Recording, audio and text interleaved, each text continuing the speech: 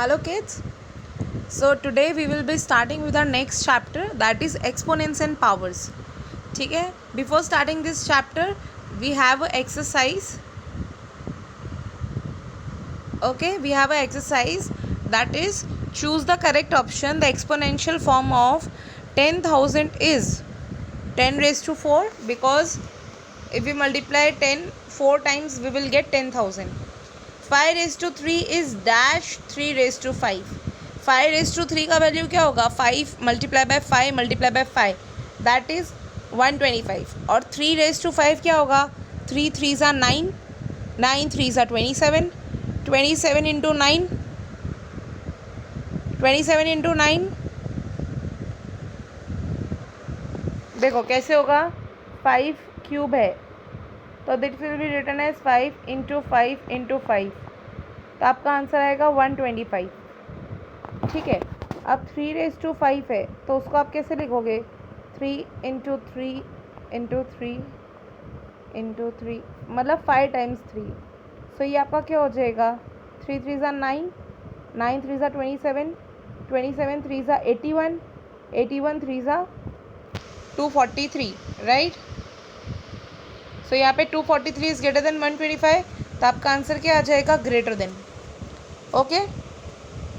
Now coming to the next question, that is -1 raise to 4. अब देखो कभी भी अगर आपका ब्रैकेट के अंदर वैल्यू माइनस में हो और पावर आपका इवन हो, so your answer will always B positive. अब 1 को तो हम कितनी बार भी मल्टीप्लाई करेंगे तो हमारा आंसर 1 ही आएगा. सो -1 इंटू -1 इंटू -1 इंटू -1, तो minus minus plus, minus minus plus, 1 1 सा 1, 1 1 सा 1, 1 1 सा 1, तो आपका आंसर क्या आया? 1. Okay. Next, fill in the blanks. The value of -4 raise to 3, इसको हम बोलते हैं -4 का क्यूब. अब देखो क्यूब है तो हमारा आंसर माइनस में ही आएगा, ऑड पावर है तो आंसर हमेशा किस में आएगा? माइनस में. अब 4 को 3 टाइम्स मल्टीप्लाई करो तो क्या आएगा? 4 4 सा 16, 16 4 सा 64, सो आपका आंसर क्या आ गया? -64. Correct. Now product of A square into A raise to 6, तो इसमें हमारा लॉ ऑफ एक्सपोनेंट यूज़ होता है. Okay. Law of exponent we will be studying afterwards. Before maybe you must have study in the last section की same base हो और power अलग हो और मल्टीप्लाई में हो तो पावर्स क्या हो जाती है? प्लस. तो ये क्या हो जाएगा? A raise to 8. ठीक है. I will be teaching you again. अब नेक्स्ट में है B7 डिवाइड बाय B3,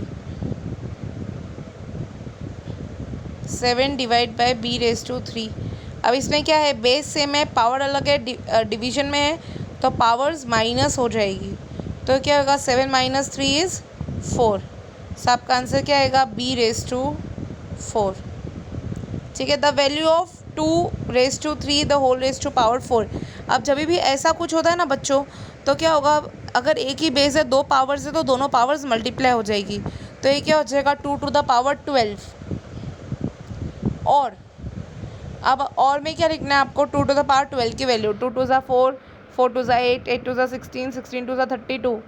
ठीक है. 32 2 ज़ा 64, एंड ऐसे करके जब तक 12 तक वैल्यू आएगी तब तक आपको उसकी वैल्यू लिखनी है. Okay. Next, coming to true and false. A raised to x into A raised to y is A raised to x minus y. False. Wait, I'll zoom it for you. ठीक है. ये हमेशा होगा false. क्यों? क्योंकि जब भी multiply का साइन होगा तो they will get added. A raised to x divide by A raised to y, A raised to x minus y. True. Divide का साइन होगा तब वो माइनस होंगे. A raised to m the whole power n is equal to A raised to m divide by n. False. वो दोनों power multiply होगी. A raise to 0 is equal to 1, that is true. Okay. Now write the number this in exponential form with prime number as base. मतलब जब भी exponential form में लिखना होगा तो आप कैसे करोगे? 1 3 2 5, इसके प्राइम फैक्टर्स निकालो. ठीक है. प्राइम फैक्टर्स ही बेस होना चाहिए. तो सबसे पहले आपको दिख रहा है 5 से जाएगा, ऐसे करके आप उसके फैक्टर्स निकालते जाओ, which we will discuss in our class. Okay. Now see, introduction of this chapter. In exponent and powers, exponential notation of natural number are given. जो भी आपका सपोज कोई भी नंबर है 5⁻⁶, तो उसमें 5 जो होता है ना वो आपका बेस होता है, ठीक है, और ये जो 6 होता है that is your power. Okay, जो नीचे होगा दैट इज़ योर बेस और जो 6 होगा that is your power. And what does this 5:6 determine is 5 को हमें 6 टाइम मल्टीप्लाई करना है. 5 को 6 से मल्टीप्लाई नहीं करना, 5 × 6 नहीं करना, आपको करना है 5 × 5 × 5 × 5 × 5 × 5 6 टाइम्स. ओके, जैसे कि आपको यहाँ पे दिया हुआ है 2 का एग्जाम्पल देखो, 2 × 2 × 2 × 2 × 2 ये वाला एग्जाम्पल आपको दिया है दैट इज़ इक्वल टू 2⁻6. ये 2⁻6 कैसे आया, क्योंकि मैंने 2 को 6 टाइम मल्टीप्लाई किया. Okay, so here what is the base, 2 is the base and what is the power, 6 is the power. Understood. अगर जैसे नेक्स्ट एग्जांपल दिया देखो आपको -4⁻², ठीक है, तो इसमें बेस क्या हुआ आपका -4 और पावर क्या हुई, पावर या फिर पावर को आप बोल सकते हैं एक्सपोनेंट. एक्सपोनेंट क्या हुआ 2, ठीक है, तो इसको हम क्या बोलते हैं एक्सपोनेंशियल नोटेशन या फिर power notation. The form in which you multiply a single number n number of times. Okay, you multiply a single number n number of times, ठीक है, and you write it in the form of exponent, base and exponent, that is known as exponential notation or power notation. Understood. Now integral exponent of a rational number. Integral integer के type का होता है, उसको हम integral बोलते हैं. मतलब कि product of rational number multiply several time is known as exponential notation. अब देखो अगर ऐसा फ्रैक्शन में दिया होगा तो भी सेम ही चीज़ है, लेकिन वो फ्रैक्शन होल में चला जाएगा. मतलब कि जो एक्सपोनेंट होगा वो आपका न्यूमरेटर एंड डिनोमिनेटर दोनों के साथ मल्टीप्लाई होगा. जैसे कि 3⁵, 1 2 3 4 5 6 टाइम्स है, तो मैंने क्या लिखा 3/5 होल रेज टू 6. तो इसमें 3/5 बेस हुआ और 6 क्या हुआ आपका एक्सपोनेंट. अब अगर मुझे मल्टीप्लाई करना होगा ना तो मैं 6 दोनों के एक्सपोनेंट पे डालूंगी. 3⁻⁶/5⁻⁶. देखो जैसे आपको नीचे एग्जांपल दिया है, if p/q is any rational number and n is positive integer then p/q raise to n is equal to p⁻n/q⁻n. आपका फ्रैक्शन में या रैशनल नंबर में कुछ भी पावर हो, that power is for both numerator and denominator. सिर्फ numerator या सिर्फ डिनोमिनेटर पे नहीं जाएगी, वो दोनों पे जाएगी. देखो जैसे ये p/q रेज टू 3 दिया है, तो मैंने p को भी 3 टाइम्स मल्टीप्लाई किया एंड q को भी 3 टाइम्स मल्टीप्लाई किया. p/q रेज टू 4 है, तो p भी 4 टाइम्स मल्टीप्लाई हुआ है, q भी 4 टाइम्स मल्टीप्लाई हुआ है. Understood. Okay, now laws of exponent, the very important thing of this chapter. ये लॉज आपको याद रखने के लिए बहुत ज़रूरी है. First is when bases are same and power is different और मल्टीप्लाई का साइन हो, ठीक है, बेस सेम है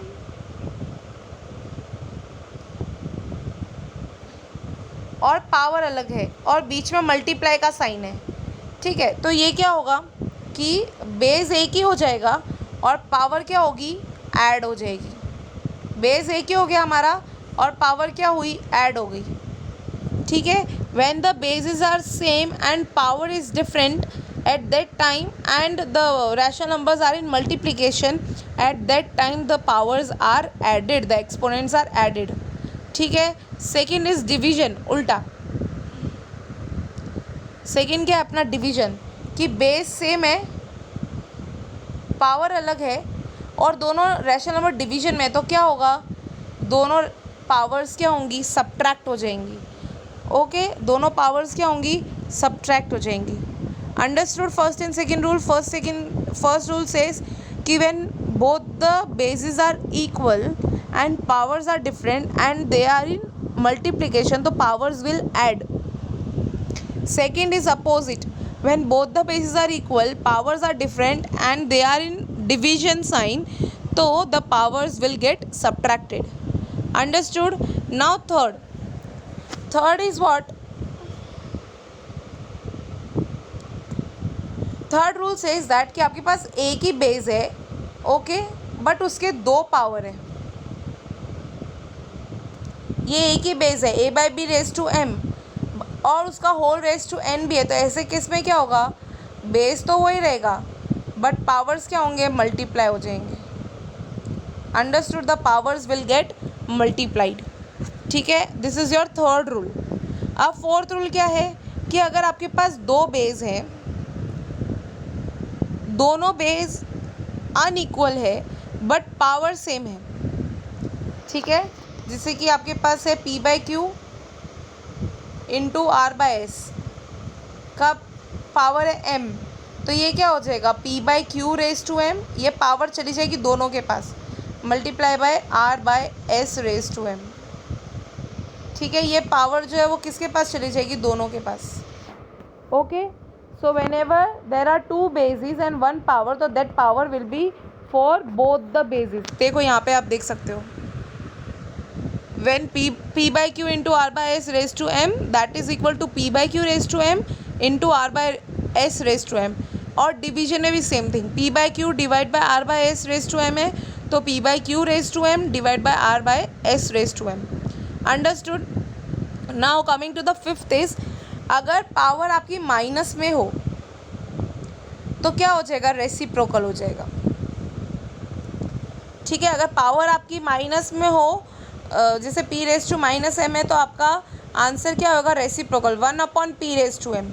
अब आप पूछो कि मैम अगर 1/p raise to minus M हो तो, तब भी सेम बच्चों, 1/p raise to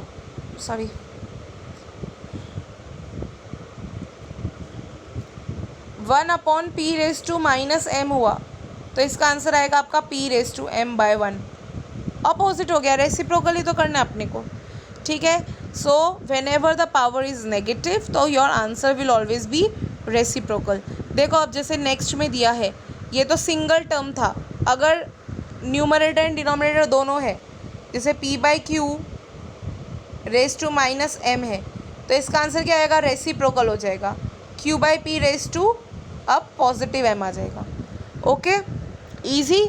now next seventh, when the power is zero तो हमारा आंसर हमेशा आएगा 1, भले ही ब्रैकेट में कुछ भी हो, 1000, 10,000, लाख, 10 लाख, 5 टाइम्स 9, 10 टाइम्स 9, कुछ भी हो, अगर पावर ज़ीरो है तो आपका आंसर हमेशा 1 आएगा। Okay, now next is when your number is -1 and the power is odd. ठीक है, नंबर -1 है, ब्रैकेट में पावर ऑड है, तो आंसर आपका हमेशा क्या आएगा, -1। बट अगर नंबर -1 है और पावर इवन है तो आपका आंसर क्या आएगा, हमेशा +1। ठीक है, क्योंकि नेगेटिव नेगेटिव कैंसिल हो जाएंगे उस टाइम पे। तो when ever the number in the bracket is -1 and your power is odd, so your answer will always be -1. But if your number in the bracket is -1, power is even, then your answer will always be +1. So these are the 9 identities we discussed. Now in the next class we will be discussing the examples and the exercise. Thank you so much.